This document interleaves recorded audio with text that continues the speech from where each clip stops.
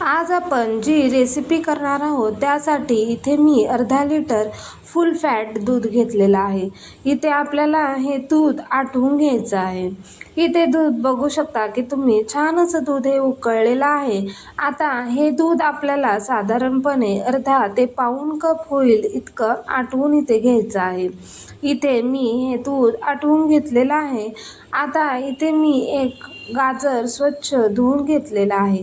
त्याचं वरचं साल देखील मी काढून घेतलेलं आहे. आता हे गाजर आपण खिसून घेणार आहोत. इथे मी लहान खिसणीने हे गाजर खिसून घेत आहे.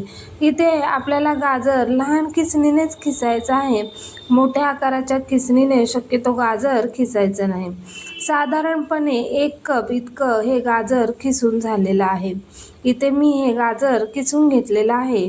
आता इथे मी एक चाळण घेतली आणि त्यामध्ये इथे मी 1 कप गव्हाचं पीठ घेतलेलं आहे आणि त्यामध्ये इथे आपण 1 टीस्पून बेकिंग पावडर आणि हाफ टीस्पून इतका आपण इथे बेकिंग सोडा यामध्ये टाकणार आहोत आणि हे पीठ आपण आता इथे चाळून घेणार आहोत. त्यामुळे बेकिंग पावडर बेकिंग सोडा छान असे मिक्स होतात. इथे जे गरम दूध होतं ते पाऊण कप इतकं दूध मी एका भांड्यात घेतलेलं आहे. त्यामध्ये मी 50 ग्रॅम बटर टाकलं आणि अर्धा कप साखर टाकलेली आहे.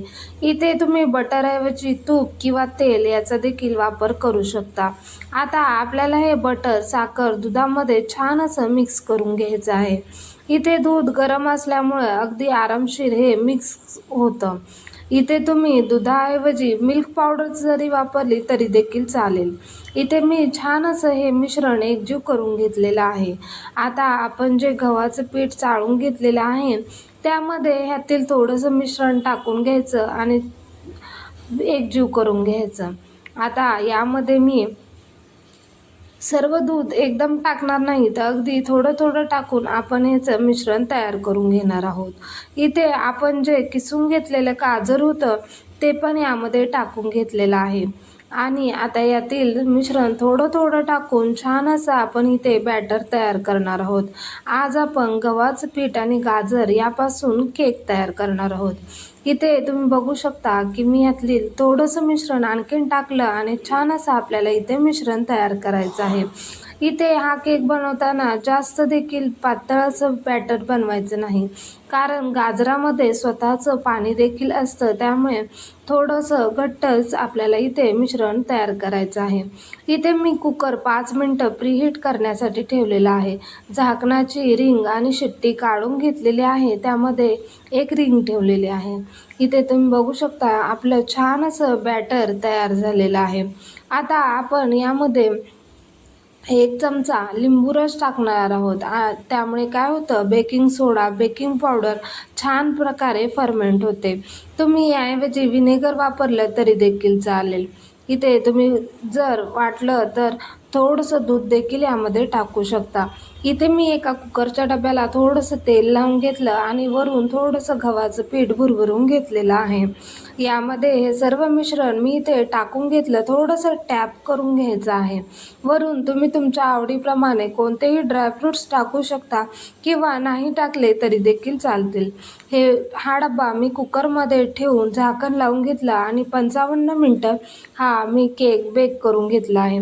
55 मिनटानंतर तुम्ही बघू शकता मी यात सुरी घालून बघितली तर एकदम क्लीन येते. याचाच अर्थ आपला केक छान असा तयार झालेला आहे. आता इथे मी हा केक बाहेर काढून घेणार आहे. तुम्ही बघू शकता गव्हाच्या पिठापासून आणि गाजर यापासून छान असा केक तयार झालेला आहे. व्हिडिओ आवडला असेल तर चॅनेलला सबस्क्राईब करा आणि व्हिडिओला एक लाईक करा.